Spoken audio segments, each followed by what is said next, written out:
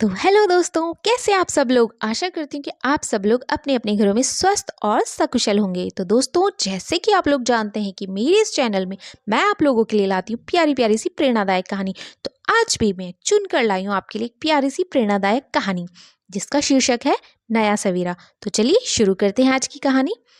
आदित्य एक संपन्न और प्रभावशाली व्यक्ति था जिसने अपनी पसंद की लड़की काव्या से शादी की थी। काव्या एक समझदार और खुश मिजाज महिला थी।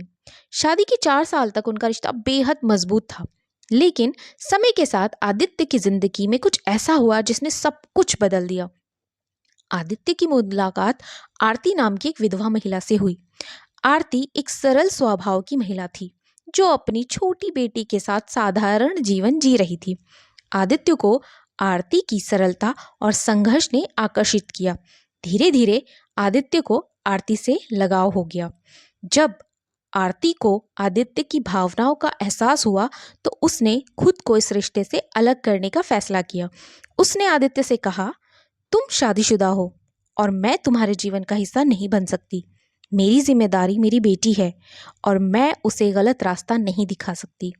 लेकिन आदित्य ने आरती की बात को अनसुना कर दिया। जब आरती की शादी तय हुई तो आदित्य ने वह सगाई तुड़वा दी। इस घटना ने आरती की जिंदगी को हिलाकर रख दिया। पूरे समाज ने उसे दोषी ठहराना शुरू कर दिया। लोग उसे बुरी महिला और दूसरे के पति पर नजर रखने वाली कहने लगे। समाज की बातों से टूटने की बजाय आरती ने अपनी बेटी के लिए नई शुरुआत करने का फैसला किया। उसने समाज की परवाह किए बिना अपने आत्मसम्मान को प्राथमिकता दी।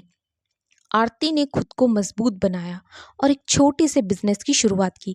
धीरे धीरे आरती की मेहनत रंग लाई और अपने आत्मसम्मान और समाज में अपनी जगह को फिर से स्थापित किया। उसकी बेटी भी उसकी ताकत बन गई।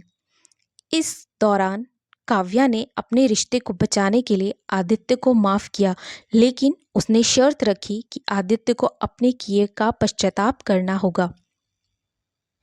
आदित्य को अपनी गलतियों का एहसास हुआ और उसने काव्या के साथ रिश्ते को दोबारा ठीक करने की कोशिश की। तो दोस्तों, ये थी मेरी आज की छोटी सी प्यारी सी कहानी। और ये कहानी हमें 3 बातें ज़रूर सिखाती है, जिसमें पहला नंबर आता है ईमानदारी का महत्व। रिश्तों में सच्चाई और ईमानदारी सबसे ज़्यादा ज़रूरी है। नंबर 2 पर आता है मजबूत व्यक्तित्व।